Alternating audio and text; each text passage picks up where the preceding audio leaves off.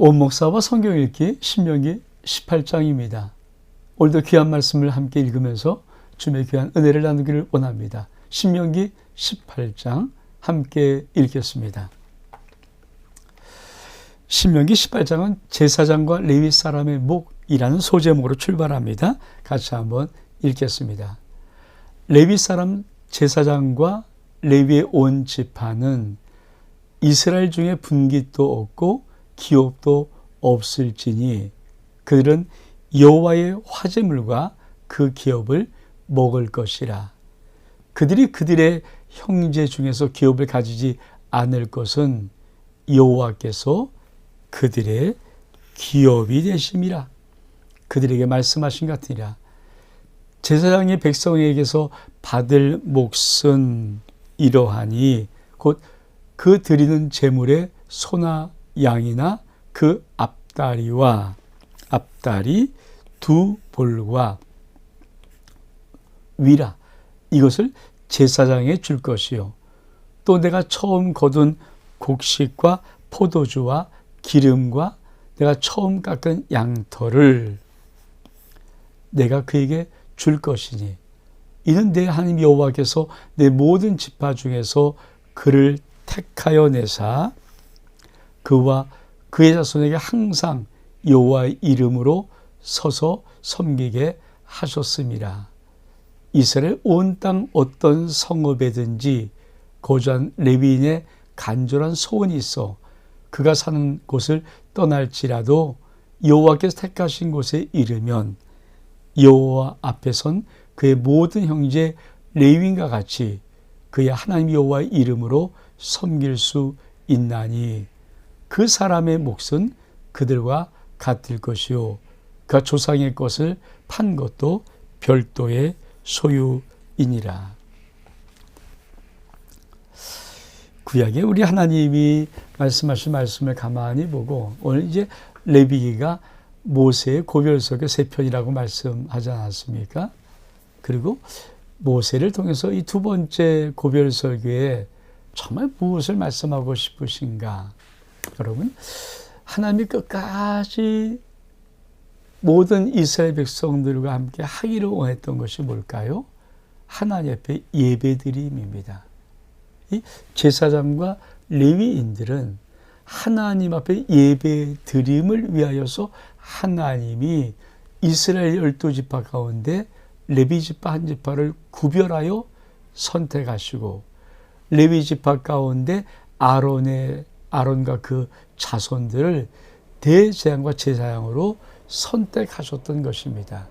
그러니까 이것은 하나님께서 12지파 속에서 한 지파를 택하여서 하나님 앞에 예배드림의 대표자로 세우시고 이 예배를 끊임없이 하나님과의 관계 속에서 이어가기를 하나님이 원하셨던 것입니다.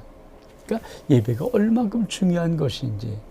근데 이 예배 드림에 있어서 이 지파를 택하셨는데 하나님이 이 레위 지파와 제사장들에게는 기업을 별도로 주지 않아요. 11지파의 모든 지파들은 다 땅을 분배로 해서 기업을 주었지만 레위 지파는 하나님이 친히 내가 그들의 기업이 될 것이라고 말씀하는 것입니다. 그리고 이 11지파에서 레위인과 제사장에 드릴 그 몫을 정해 놓으셨어요. 왜 그럴까요? 이것은 정당한 권리이기도 합니다. 우리 다시 한번 말씀을 좀 볼까요? 자, 1절에 보니까 레위 지파, 온 지파는 이스라엘 중에 분깃도 없고 기업도 없을 것이며, 그렇죠? 여호와의 화제물과 그 기업을 먹을 것이다. 기업이 없는 대신에 하나님의 화제물과 그 기업을 먹을 것이다. 그러면서 뭐랄까? 여호와께서 그들에게 기업이 될 것이다. 그리고 받을 목, 제사장이 백성이 받을 목은 이러하니 드리는 제물의 소와 양의 앞다리와 두 벌과 위라. 또 처음 곡식과 포도주의 기름과 처음 깎은 양털을 그가 받을 것이다. 참 중요한 의미를 갖고 있는 것은, 여러분, 만약에 레위 지파 이 제사장들이 받을 것이 정해지지 않았다면 어떻게 할까요? 첫째, 무엇을 받을지를 모르잖아요. 그러니까 자꾸만 사람들에게 좀 더 주지 않을까 기대도 하게 되고, 그러다 보면은 사람들에게 대하는 것이 뭐 비유 맞출 수도 있고요, 또 굽신할 수도 있고요, 또 사람들도 정해놓지 않으면은 우리가 주는 거 아무렇게 받지 왜 또 따주고 있어, 오늘은 이만큼 줄게, 다음엔 또 많이 주고, 이러다 보면은 도대체 이 질서가 어떻게 되겠습니까? 그래서 하나님은 아주 제사장들이 레위 지파 받을 몫을 정해 놓으셨어요. 우리 한번 이것을 좀 우리 앞에서 봤던 성경을 가지고 한번 살펴보기를 원합니다. 자,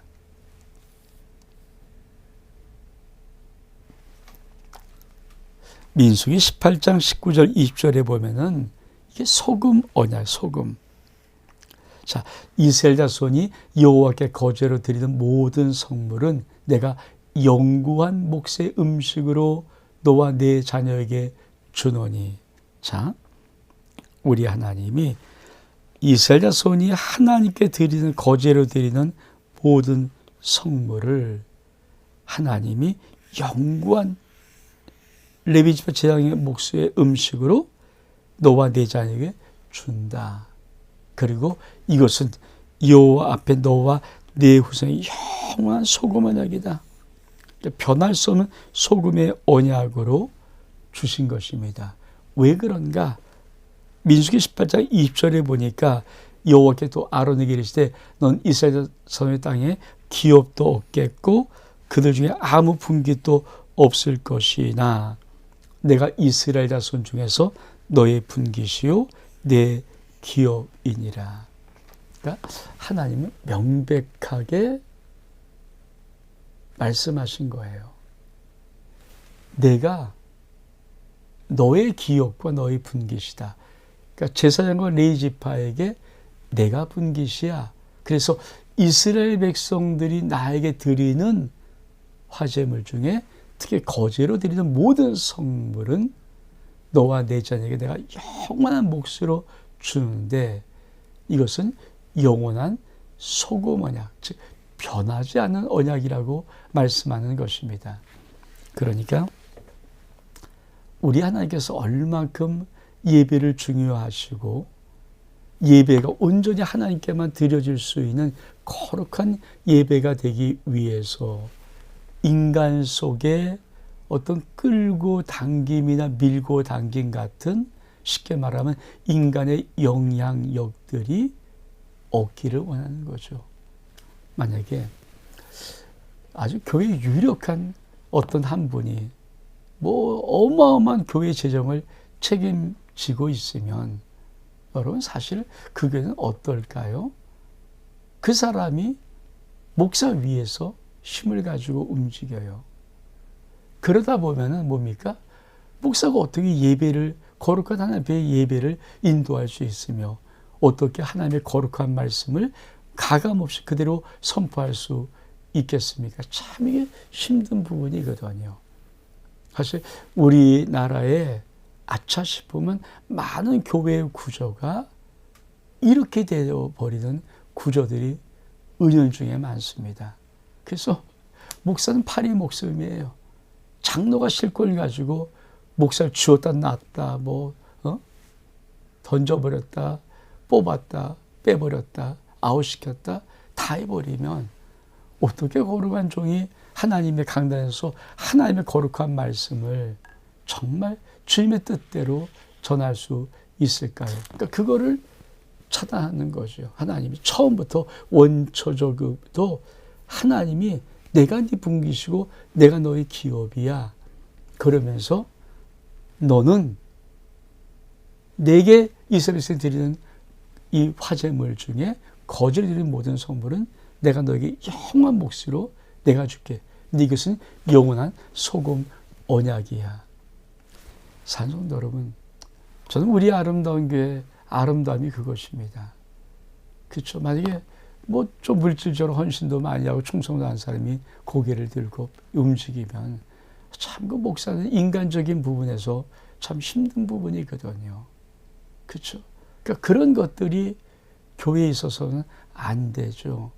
그래서 교회 하나님 앞에 드린 예배를 인도하고 아버지 말씀을 주의적으로 선포하는 모든 과정 속에서는 하나님이 인간적인 타치를 받지 않도록 정당한 몫으로 주는 것입니다. 그러니까 당연한 받을 몫이죠.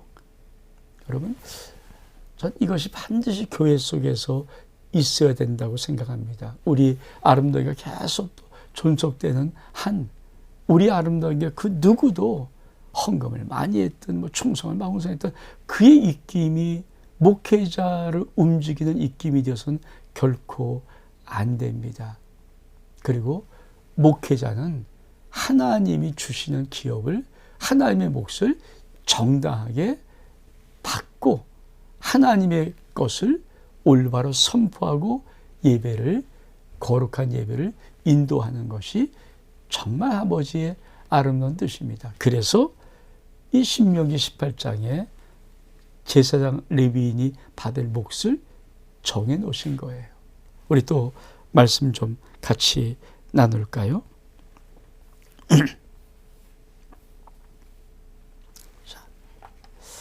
9절 이하에 보니까 다른 민족들이 가증한 행위, 내 하나님 여호와께서 내게 주신 땅에 들어가거든 너는 그 민족들의 가증한 행위를 본받지 말고 그의 아들이나 딸을 불 가운데 지나게 하는 자나 점쟁이나 기륭을 말한 자나 요술한 자나 무당이나 진언자나 신접한 자나 박수나 초혼자를 너희 가운데 용납하지 마라. 이런 일을 행하는 모든 자를 여호와께서 가증히 여기시라니 이런 가증한 일로 말미암아 내 하나님 여호와께서 그들을 내 앞에 쫓아내시니라. 넌 내 하나님 여호와 앞에 완전하라. 내가 쫓아낼 이 민족들은 기륭을 말한 자나 점쟁이 말을 듣거니와 네게는 내 하나님 여호와께서 이런 일을 용납하지 아니하시니라. 두 번째 단락의 신명기 18장의 두 번째 단락은 뭡니까? 절대 너 가나안 족속에 아주 흉악하게 나쁜 죄악을 결코 따르지 마라. 그러면서 딸을 불 가운데 지나게 하는 자, 점쟁이, 규룡 말하는 자, 요술하는 자, 무당, 진언자, 신접한 자, 박수, 초혼자 이런 자는 절대 용납하지 마라. 사실 이런 자는 무엇입니까? 신비주의자, 신비주의자. 거짓 신비주의자지, 거짓 신비주의자. 여러분, 지금도 인간이 뭐 똑똑한 것 같은데 바보스럽게 점 잘 치는 자에게 점치거든요. 무서운 죄악이고 하나님의 어마어마한 불심판을 받습니다. 정말 용납 안 되는, 왜? 용납하지 않으시는 거니까. 그런 것들은 하나님이 원래부터 용납하지 않으세요. 하나님의 자녀가 오늘도 뭐 용한 점쟁이 있다니 점을 친다더니 여러분 정말 무서운 심판 받습니다. 여러분 인생이 망치고 가정이 망쳐지고 자녀가 망쳐지고 모든 사업이 망해버립니다. 왜?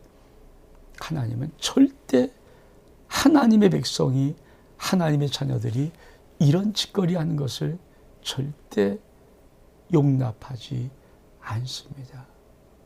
재미로도 보면 안 되죠. 재미로도 보면 안 되고요. 정말 우리가 좀 이런 것들을 다시 한번 정리 한번 해보면 이런 것들은 어떤 것을 의미하는가. 이 첫 번째 복술자, 그렇죠? 원어는 점치는 자입니다. 이건 아주 무서운 악이에요. 기륭을 말하는 자. 이도 점치는 자예요. 기륭. 길과 흉을 어떻게 인간이 말합니까? 지우명도 모르는데 요술하는 자, 징조를 보는 자, 아주 이것도 사악한 자 중에 하나입니다. 무당, 진언자. 진언자는 마법을 건다는 뜻이고요. 신접한 자, 무당, 영매라고 하죠. 아주 귀신에 홀린 자, 박수, 귀신과 통한 자, 강신수자, 초혼자, 죽은 자에게 묻는 자, 죽은 자를 불러오는 자. 이런 8가지의 사람들은 절대 용납하지 않으십니다. 그러니까 예수 딱 믿으면 철두철미하게 이런 것은 끊어버려야 되고요. 혹시 만에 하나라도 이런 것들을 한다거든 하면 무서운 심판이 있는 두려움을 가져야 됩니다. 결코 용납하지 않으십니다. 이게 얼마큼 힘든 문제인데요. 얼마큼 어려운 문제인데요. 정말 이게 얼마큼 하나님 앞에 몸부림치는 문제인데요. 하나님의 은혜의 역사가 있기를 원합니다. 그리고 나서 무엇을 말씀합니까?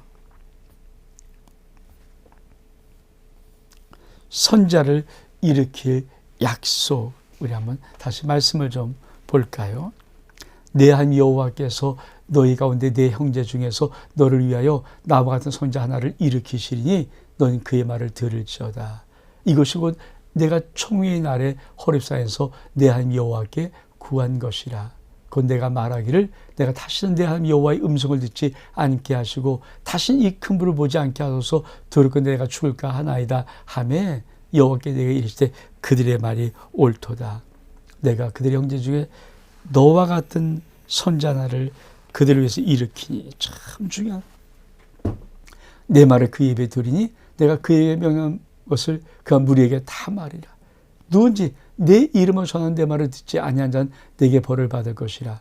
만일 어떤 선지자가 내가 전하라고 명령하지 아니한 말을 제 마음대로 내 이름으로 전하든지 다른 신의 이름을 말하면 그 선지자는 죽임을 당하리라 하시니라.